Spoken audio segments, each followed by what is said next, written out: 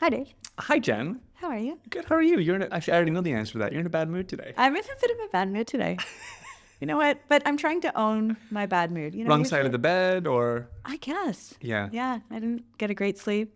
And I'm trying not to, suppress my anger. I'm trying to actually feel it these days. Ah. Well, I don't know who's the lucky one then. I think me. I was just going to say. It's just nice to be in a bad mood and actually just be in a bad mood. Well, let's turn that ship right around because here we are. Episode 11. Mm-hmm. We're a day late on this one. Yes. Because originally our game plan was, hey, it's episode 11. Yeah. Week 11. Mm-hmm. Why don't we do a countdown of kind of like our top 11 takeaways or learnings from the last, call it 4 months or so of being here. And it was just way too fucking long. Yeah, and boring. And super boring. Yeah. So we've broken it down. We were super, which tells you something. So today we're going to do a top 5. Yeah. This is a re-record of the best things about Spain so far. No doubt. So we'll do the favorite things that we have or the big learnings that we've had over the course of the last 4 months. And then we also are going to share each of our biggest pet peeve. With Spain. Yeah. Yeah. But not with each other, right? No. Or do you want to do that too? I would need some time to really, narrow down that list. The problem we had with the top 11, that would probably happen again. We'd be here all day. Yeah. Okay, super. So let's get into it. Okay. Let's start at number 5. Yes. Where are we starting here? Number 5, less is more. So I can go first on this one, okay? Have at her. This one was big for me over the last 4 months. When I say less is more, I would say this is something that we all know to be true, but it's really been an experience of mine since we got here where, the food that we've eaten, lesser quantity, higher quality. The wine that we've drank, lesser quantities, higher quality. And instead of having a couple of full glasses, having small little baby cervezas, right? Yeah. I love the baby cervezas here. They're the best. Every bar has a regular beer. And a tiny little beer. Pequeño beer. Yeah. And even workouts. I remember back home, always trying to find these big 1 to 2 hour blocks where I was able to go to the gym. And it always seemed to be this big chunk of my day that was a point of gravity and was important. But in certain seasons, it was hard to be able to go there. And so I wasn't necessarily as consistent. We're here in Spain. It's so nice to be able to have, what's so funny? Just laughing. I'm laughing at the image of you that I have. So Dave has been working out every day since we got here. Yes. You haven't missed a day, but one day he had a stomach bug. Just in the middle of the day, looking just like shit, starts doing burpees in the middle of the floor. And I was like, what on earth are you doing? And just trying to get that workout. So burpees. Of all the things with his stomach bug, it's a terrible choice. He felt horrible for the rest of the hour. I almost went and puked right after that. But point being is, thematically, there's this shift between high quality, burpees are pretty kick-ass, and small quantities, right? Yes. And for me, even fitness and being able to evolve the way that I start to experience that into smaller doses throughout the day. Yes. Right? 15, 20-minute workouts, maybe 2 of them or 3 of them throughout the day instead of trying to find this big kind of chunk of time. Yeah. Even smaller doses of grocery shopping. Yes. Our fridge is so tiny here that you have to grocery shop every 2 to 3 days. Yes. For fresh food. So it's everything is fresher. And we have barely any freezer space, and Mango's food takes all of it. So we can't freeze anything. So we're literally just constantly replenishing in small bits all our fresh food. Yeah, fresh food and even our rest cycles. We talked about over the course of the last, 10 or 11 episodes, this yearning that you in particular have had for more and more space. But when it comes to space, the siesta culture, little breaks, it's so common instead of looking for these big chunks of time away, where it's smaller quantities of those, but higher quality. So being able to have a nice 20 or 30 minute nap every day and go out for a 20 or 30 minute walk regularly. It is just such a nice experience that's come through, and a big learning or a takeaway where it's I don't care where we live going forward. I want to make sure that we're continuing to live a lifestyle like this because it just feels a lot lighter. Yeah, it feels like you're recharging through the day instead of trying to recuperate at the end of the day while making dinner and trying to parent the kids and get them to their activities or everything else that we do in the evening. Totally. It's not much of a recovery. And I don't mean that just as it relates to recovery. I mean it, this whole entire point that we're starting with around less is more, right? And a higher quality, lower quantity lifestyle and all the things that we're doing. Yep. Number 4. Number 4. Yeah. So this one has been so interesting for me because I work in mental health, and I really have talked a lot over the years about the idea of like same seed, different soil. And we've talked about it on the podcast too, where there's some things about you that wherever you go, there you are. You bring yourself with you. So what is point number 4? As before you get into it. Okay. So point number 4 is that same seed, different soil is true. There are some stable things that you bring with you. And also the different soil helps to show you what's part of the seed and what's part of the soil. Yes, I think that's when you leave the soil that you were in, when you make a change, you get to really start to see and understand what is part of like you and how you operate and what is, changeable. The environment's powerful too. But we've really been able to see that, I think, in every single one of us. The things that are very stable about us and the things that are, the things that are changing rapidly just by being in a different environment. What's an example that comes to mind when you think of the kids and us? We've talked about several of them. Yeah, like I think when I think about Quinn, for example, it has been easy in the past to think that she feels things really deeply. And sometimes it feels like I want the environment to be different for her so that to take the edge off some of those highs and lows for her, because it could be just the environment influencing that. But actually coming here in a different environment, that still exists for her. She's still a deeply feeling human, right? And things affect her a lot. But on the other side, I would say at home, I don't think I've seen her do homework in years, really. Maybe a little bit of studying for the odd test, but it's been super easy for her to pull off great grades without any real effort at home, at least. And here, that's not the case. She's had to catch up probably a year worth of academics, plus learn a different testing system. Like, it's been a lot. And she is working so hard every single day, after school, in the evening, studying on the weekends. And so that's an example of like, was she a kid who just doesn't really want to work that hard extra? Absolutely not. She's clearly in a different environment, being put to the test and leveling up in a way that gives me a lot of confidence in her future, because I know she can work really hard. Yeah, and it's been so nice to be able to see that. And to me, it's a great example of, while there are seed and soil elements, and you can put that differently as nature versus nurture. If we want to make changes, one of the best ways to do that is to put ourselves into an environment where the thing that we want is normalized in the culture. So what I mean by that is, where the kids go to school now, unlike where Quinn was coming from, where the average or the normalization was just kind of getting by, doing just enough, really just focusing on everything outside of school, and that wasn't really an important piece. To the school that she's in now, it's like culturally within her friends. Yeah, people work hard. Yeah. And that is a very normal thing. And they are all striving for something that they want, and they are all pushing themselves. And it is a normalized part of that culture that is starting to influence her. Right? Yeah. So you're right. It's been so cool just to be able to see how a change highlights, hey, which part of the qualities within us are seed versus soil. Yeah. So that's been just really fun as a parenting experiment, and also just, supporting the kids differently. It helps to understand where you just need to be like embodied and present with the experience and with your child as they are, and where you can actually try to make external changes. Yeah. Well, interesting how you can kind of take the understanding and learning from this into future environments and changes too. Yeah. Right? Because we look at even things on the horizon for Quinn over the next 2 years. She's going to be going to university. Yeah. A very similar type of change that she's going through right now, where that environmental shift is going to be taking place. And experiences like this are like small bets before big bets, to really start to understand at a deeper level, what can we expect in a transition like that? Equally for you and I, and for Caleb and Will, I love that you think about moving to Spain as a small bet.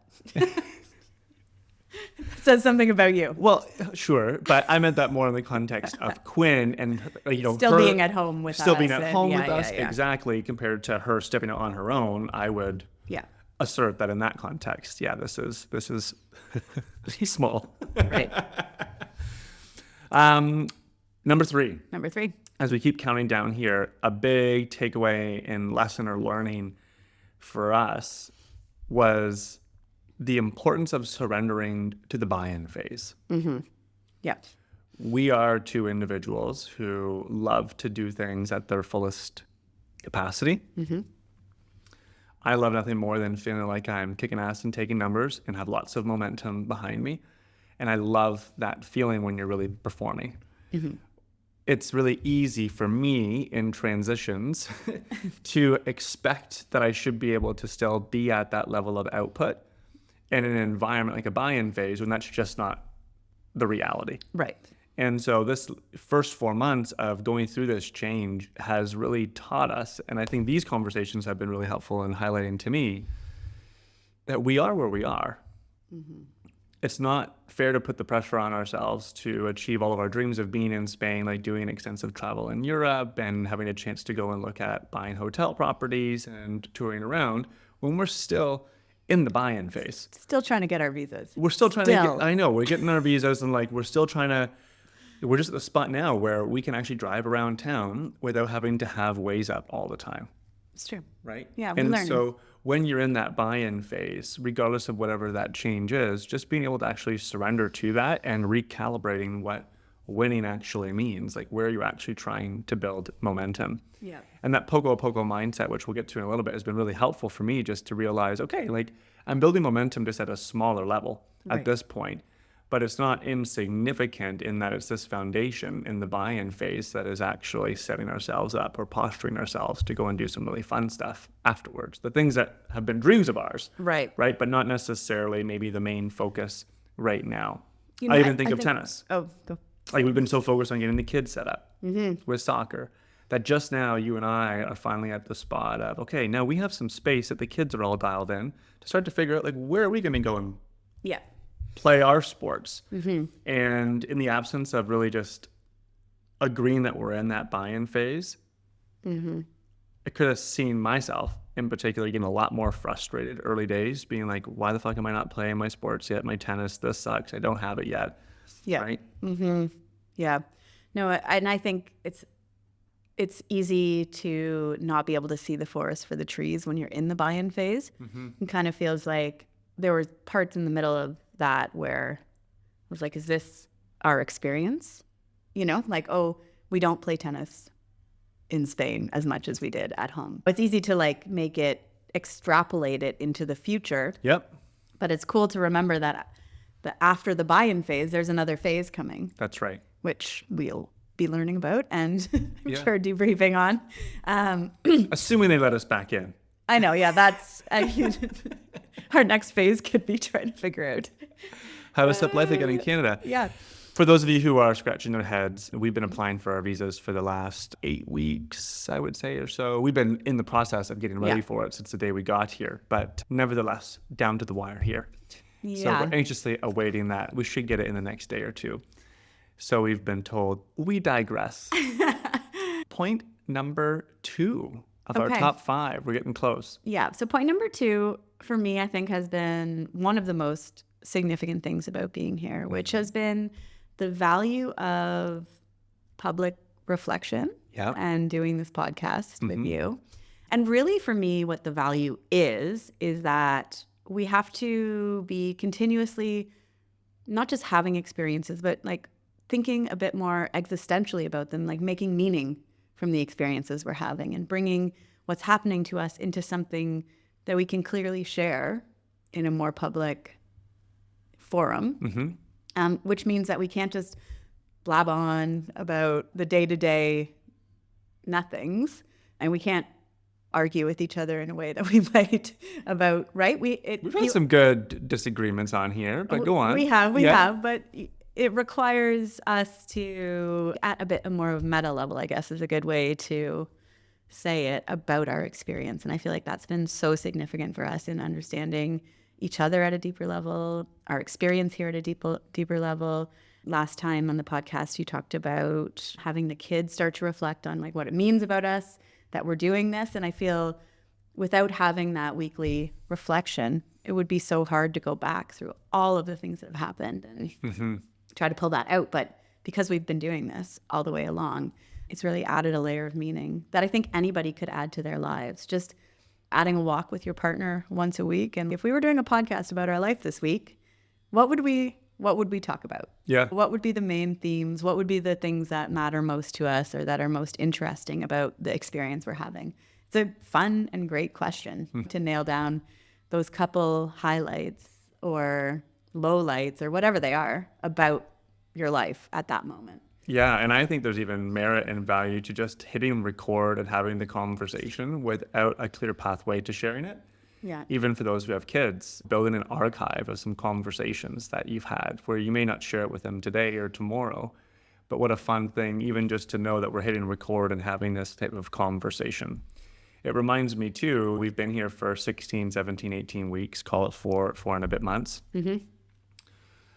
Having this public reflection every single week, I think has really enabled us to have 4 great months instead of 1 month just repeated 4 times. Evaluating our experience like this has really allowed us to, while outside in, it might look like our days are kind of similar. Kids go to school in the same time. It's not like we're mixing in a ton of wild experiences now suddenly. But I would say the great 4 months, what I mean by that is that it's gotten richer and richer. And the process of trying to distill our experience down into a conversation like this, it reminds me of that classic Ernest Hemingway quote, or no, Winston Churchill. I would have written you a shorter letter, but I didn't have enough time. Yes. Right? Totally. And having time like this to actually distill it down into the essence of what our experience has been. And more importantly, integrating that into ourselves by virtue of sharing it publicly is something that I never expected from this. Yeah, I agree. You know, another funny outcome of sharing everything like this is that I think we really wanted, when we initiated this podcast, to just talk through what it's like to make big change so that everybody else that we know who also dreams of making big changes in their life can learn a little bit. And the more, the easier it is to do things like this, right? And so by trial and error, we have one story to add to people's bank of stories for when they want to do something like this. But what's been really funny is every time I talk to my mom, she's like, "Your bikes got stolen? I just heard this from Aunt Mare or from somebody who's listened to the podcast." So I feel like it's been so cool to just know that all the people we know and love at home are kind of up to date on our experience too. So that when we go home and people say, "How's Spain?" You know how that goes. It's like, oh gosh, like how do I even begin? Yeah, there's not much catching up to do. Everybody's kind of up to date, so we can just enjoy the time that we have, and I'm sure everybody will have lots of questions for us still. But I've loved that. I think it's so fun to know that we've really deeply, because we care about deep connections with the people we love, and so I feel like this has a piece of that. Love it. Yeah. So last, what's our number one? Well, our number one, and it's still, I believe, is so fitting. The fact that it's our number one after all of this is poco a poco. Yes. Little by little. That's the whole premise of which this series started on. Was day one when we got here, our first interactions with some of the locals as we were expressing our desire to want to learn Spanish and trying to get everything figured out. Everybody we spoke with who learned this about us, learned who we were, their initial reaction was always poco a poco. Hey, little by little. Yeah. And it's something that was seemingly insignificant up front. It inspired us with the invitation to share our journey, poco a poco. But really truly embodying that over the last 4 months, it's been a great reminder of how that is always available to us. Living more poco, a little by a little. And it feels like... And it's part of everything, really. Like, Oh, yeah. if you want to learn a new language, good luck just, doing all the studying and then out it comes, right? It involves the action of little by little practicing over and over and over, not avoiding conversations, but just doing a little each day, each experience, and slowly it's amazing to see how it builds. Same with like the kids in school, right? Because things were really difficult and ahead here, we've had to reset the baseline. But instead of what you might normally expect in school, which is where you're kind of like learning, and this has been more like poco a poco, like each test a little better. That's right. Right? If you keep putting effort, little bits of effort towards, and it's part of absolutely everything that we've done here, except your miraculous like 30-pound weight loss that seemed to happen in like 3 weeks at the beginning. That was Yeah, I'm not even really sure what to tell you about that. So odd, but great. And yeah, I don't even know where to go on that one, truthfully. But I would say even on the other side of that, one of the things with big changes like that is that your self-identity typically lags in that, right? And even when I look at where I am now as it relates to how I feel about myself physically, it's like, yeah, I've lost a bunch of that weight, but my self-identity, little by little, over the course of the 4 months has changed. I've had to buy a whole new wardrobe. And it was like little by little, there's pieces that start to fall in place where it actually feels more you, little by little. That's in that process. Point. What I love about, and you briefly touched on this, was how active poco really is.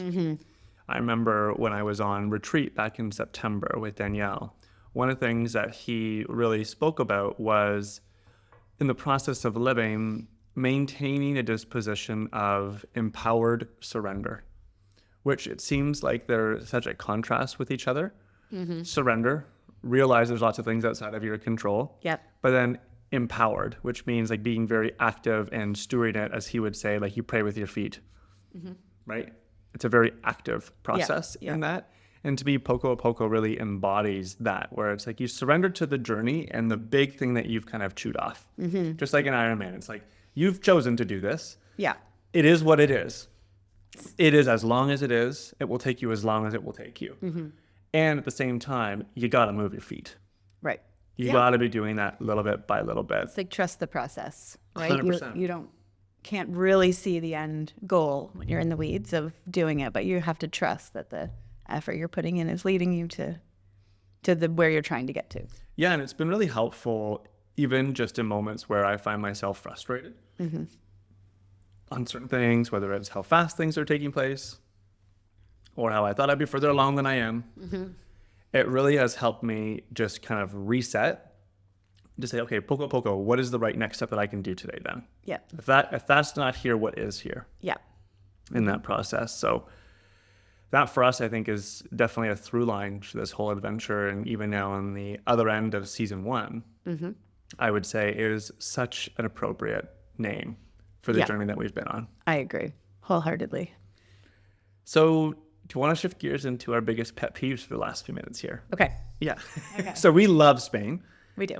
I think now that we've been here, we both agree that this was a really positive shift in our family, a really positive shift for us individually.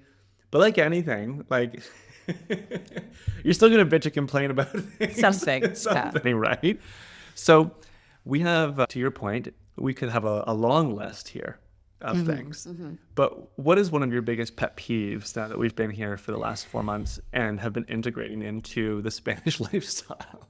Okay, so I have this one thing that comes up at least a couple times a week for me. And it is the fact that Spain seems to be stuck, or not stuck. Spain seems to be like 20 years behind in many ways. But the one way, which is wonderful in so many ways. Yes. Love that. But the one way that it is crazy is that there's artificial sweetener in everything. They love their aspartame here and their sucralose, like at the grocery store. everything has artificial sweetener. Well, this is one of the first words that you actually deliberately learned. Yes, I know how to In the look for States. all of them. Yes. It's crazy. And I hate the taste of artificial sweetener. So, but I think I've purchased hundreds of items with artificial sweetener in the last couple of months, just by, if I'm rushing, if I'm not paying attention. At the beginning, I was just like, what is happening here? But they love Well, even last week with sugar-free products here. even last week, I remember with the vitamin C tablets that we were throwing with William's water bottle in the morning. One morning, you're like, what the fuck? I'm like, what? What is wrong? She's like, this shit has artificial sweetener in it again.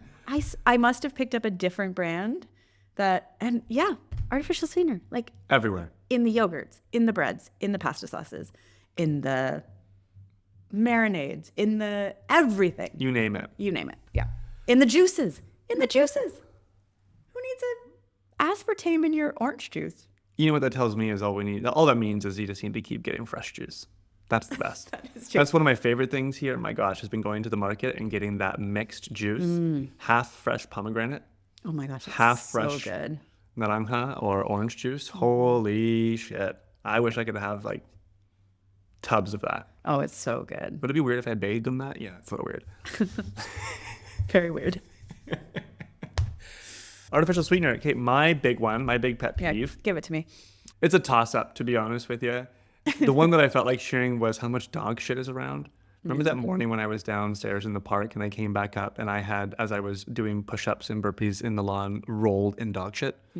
People just don't clean up after the dogs like they do back home. Not Not as much Not as at all. But I would say the big, big, big pet peeve of mine here is the fucking fireworks. Oh yes, the fireworks. Oh my God. Like They're fireworks. like firecrackers, maybe. I don't even want to call them fireworks because they don't explode in the sky. You're right. You're right. For those of you They're like noise. They're only sound. Exactly. There's no visuals. So fireworks are lovely on New Year's, on Canada Day, on these special occasions where we can all sit back and, this is fun. Let me tell you, what gets old real quick is on a Wednesday night at 3 a.m.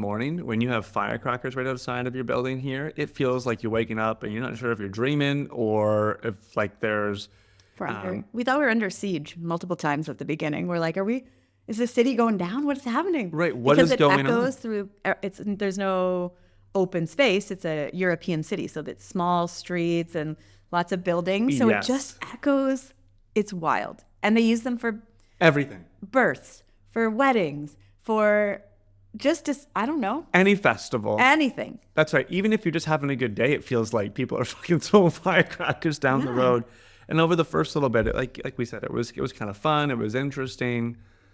But no, we have FIAS coming up, which is a huge festival in March. For those of you who don't know what FIAS is, all the schools and neighborhoods, they build these huge art installations that are kind of like Burning Man. Like paper mache. Yeah. Yeah, imagine like a Burning Man installation made of paper mache. Yeah. And then during FIAS, they come together and they light them all on fire in the city. This would never happen in schools in North America, by the way. Yeah. Anyway. Every school has like a burning of their fires. Well, every class makes one. Yeah. And they all burn them together, right? Mm-hmm. Wild. But we also know that in March during FIAS, it is like 24/7 firecrackers. Yeah.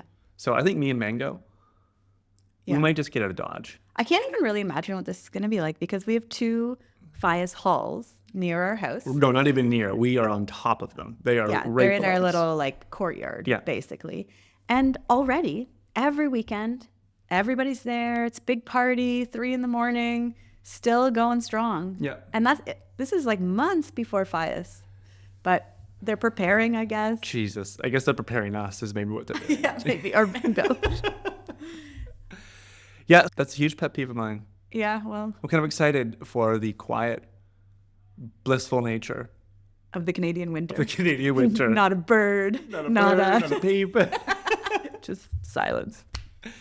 Speaking of the Canadian winter, excited to come home and see all of you next week. Yes. It's going to be a real treat. Trying to think, we had committed to doing one more episode after this for season 1. What are some ideas before we wrap here on how we could spend that time? We're not going to be here in our living room. We're going to be back home. Yeah. It'll be right on Christmas, right? Because Christmas Eve is the True. Tuesday. Wednesday is Christmas Day.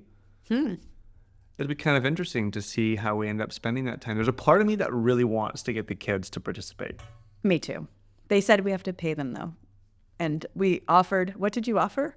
50 euros or something. And they were like, no, that's not enough. Look, Santa's coming, okay? So if you want a stocking on Christmas Day, you best be sitting down to record a little poco. Is that fair? No, not at all. I don't think so. Not at all. But I don't know if I'm getting a stocking this year because today Will told me that I was the naughtiest person in the world. Oh, For waking him up. He let you have it this morning. He really did. So I don't know if Santa's coming for me. We'll let you know next week if Jen gets a lump of coal at the stocking. But nevertheless, you can bet your lunch money that you'll hear from us for our final episode of the season. And this was fun, doing a bit of a countdown. Fun. Yep. Cool. Well, let us know what your favorite episode was in the comments here over the course of the last season. And we look forward to spending some time with you, hopefully in person, when we get back in Canada. And if not, please give us a call. We'd love to catch up.